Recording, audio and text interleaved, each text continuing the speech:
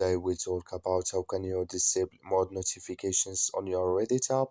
We're going to figure out this solution on how you can do that on your app. So all you have to do, just go up of this photo, click on it here. So when you click on this photo, it's going to show for you a list like this. Then all you have to do now, just click here on settings here. So when you click on settings, it's going to take us to this list here. Then all you have to do now, just click here on account settings here.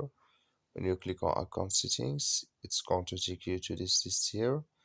Then all you have to do now, you just click here on manage notifications.